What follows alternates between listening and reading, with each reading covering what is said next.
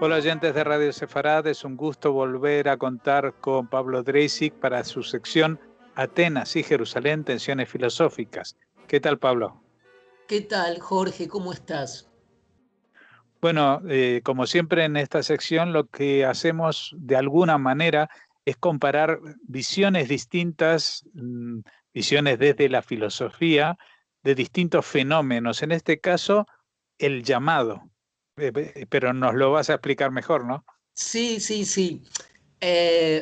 Tal como tú dices, es muy interesante. Digamos, en los últimos años, de las diversas, eh, de las diversas tendencias, ramas de la filosofía, destaca eh, un área que suele denominarse fenomenología contemporánea, ¿no? Es el área que proviene de Husserl, de los estudios de Edmund Husserl, uno de los filósofos más importantes del siglo XX, el fundador de la fenomenología, de la disciplina, de donde por supuesto salieron, para usar la misma figura que usé antes, varias ramas, entre ellas el siempre cuestionable Heidegger, pero también Sartre, también Emmanuel Levinas,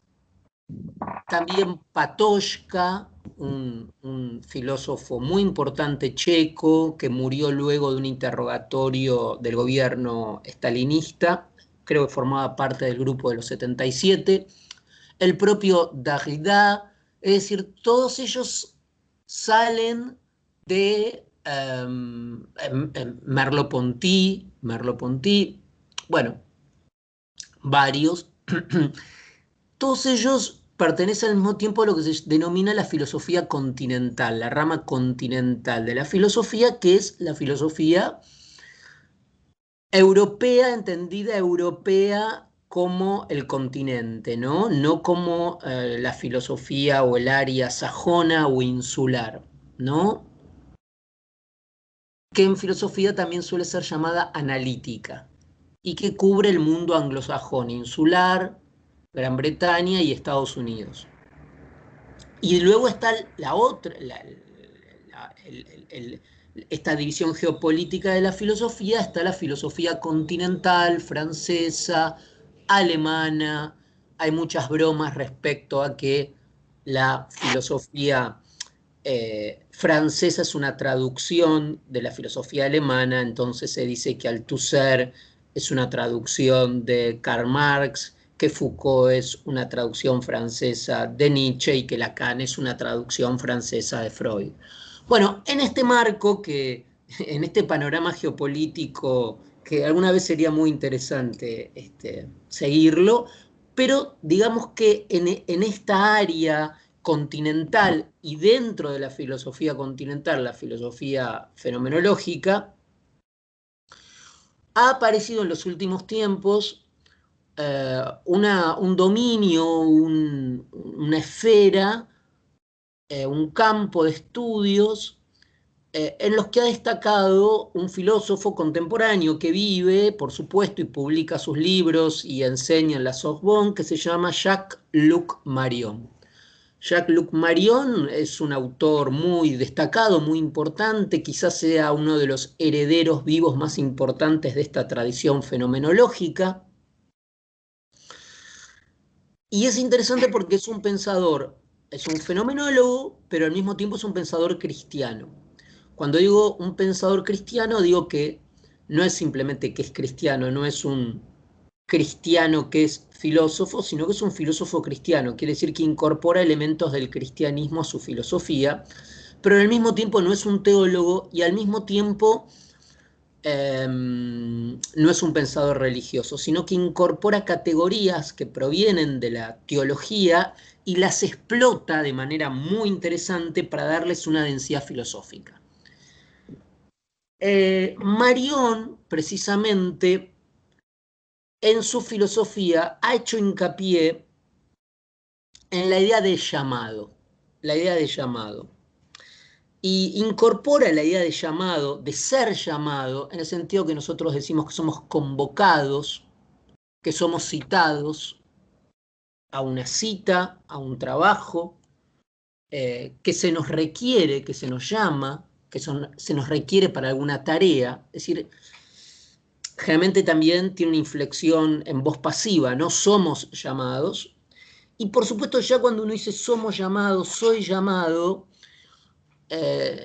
no sé si te ocurre, Jorge, pero ya tiene tiene ecos bíblicos, ¿no? Ser llamado, uno es llamado, y ciertamente esta tensión que pone Jacques-Luc Marion sobre la noción de llamado, claramente tiene una procedencia, una marca muy presente en la tradición judía. De hecho, él lo toma de la tradición judía y luego tal como aparece en la tradición cristiana, pero que tiene su matriz más fuerte y primera en la tradición judía. Curioso la figura del llamado, ¿no? La palabra vocación tiene que ver con eso, con ser llamado, con sentirse llamado, por escuchar un llamado. Cuando hablamos de la quedad, Abraham es llamado. Todos los personajes bíblicos, no solo los patriarcas, Moisés, son llamados y responden Hineni, ¿no? Aquí estoy dispuesto, heme aquí, suele traducirse. Vale decir que en el texto bíblico hay una dialéctica muy interesante entre el llamado y la respuesta al llamado, que sería el Hineni, el aquí estoy o heme aquí.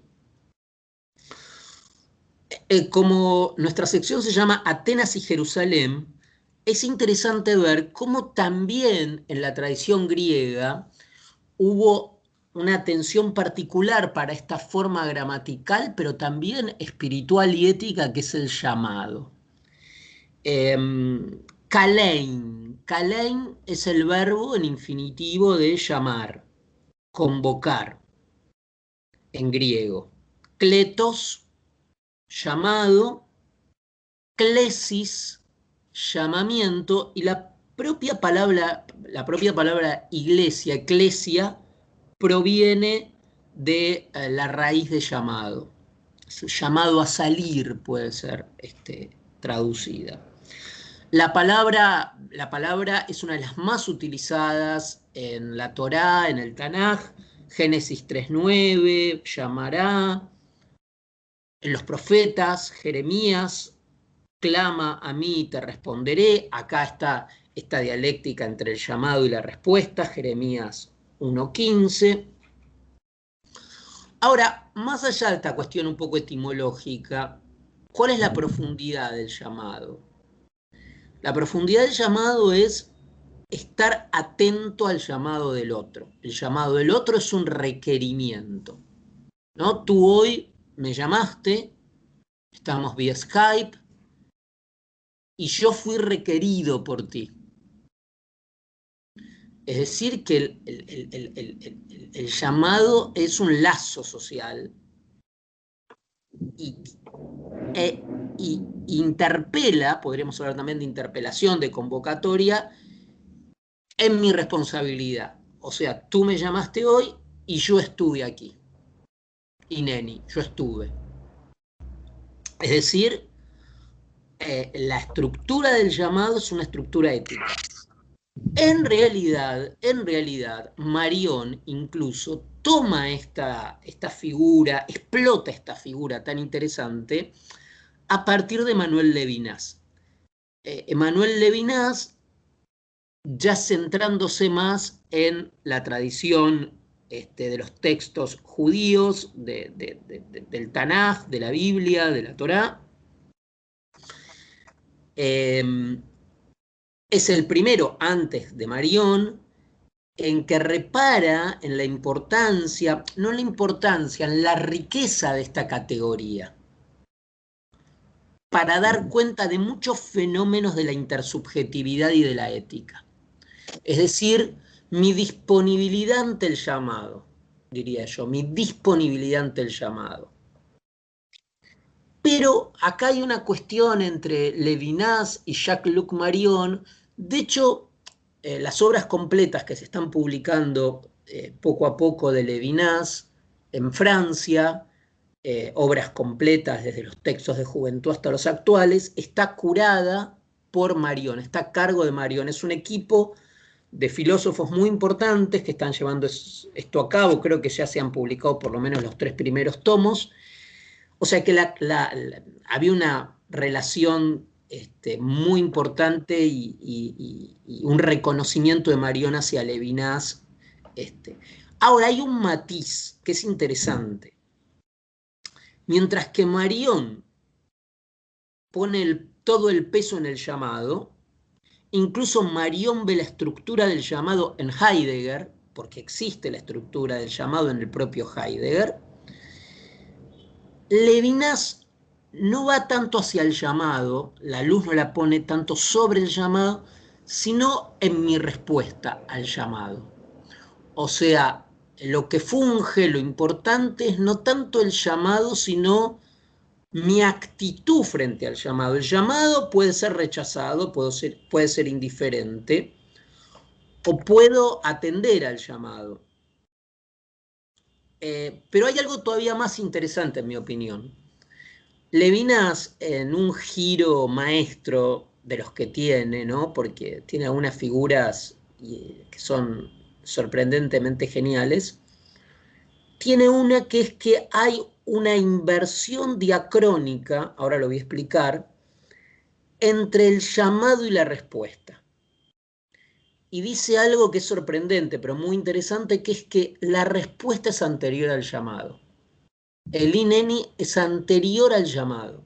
Uno diría que en buena lógica esto resulta un dislate, ¿no? ¿Cómo es posible que la respuesta sea anterior al llamado? Bueno, dice Levinas, porque en la estructura de la subjetividad ética, cuando mi disponibilidad adquiere el carácter de un absoluto, yo respondo antes de ser llamado.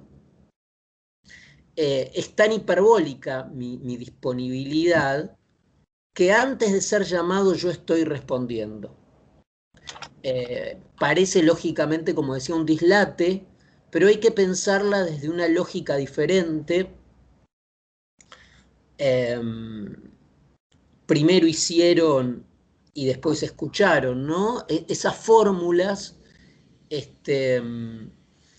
que invierten la buena lógica, pero que dan cuenta de un fenómeno ético, que es que el estado de disponibilidad, el estado de escucha, el estado de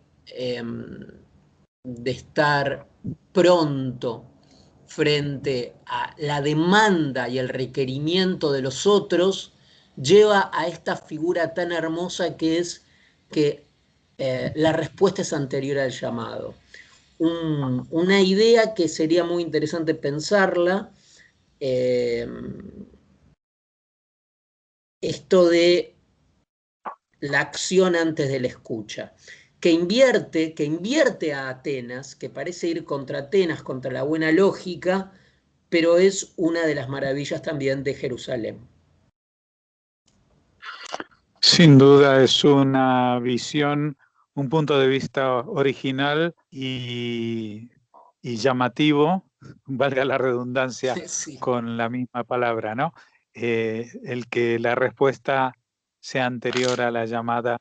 Y aquí también, como en el caso del huevo y la gallina, seguiríamos pudiendo evaluar cuál es anterior y cuál es la filosofía o el enfoque adecuado para responder a esta disponibilidad, ¿no?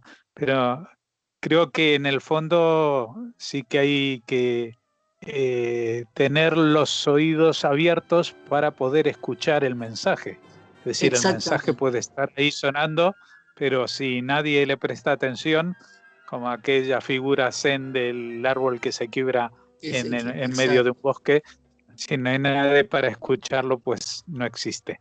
Pues seguiremos filosofando, por lo menos una vez por semana, con Pablo Dreisig. Muchas gracias por habernos atendido, Pablo, y hasta la próxima. Gracias por el llamado, Jorge.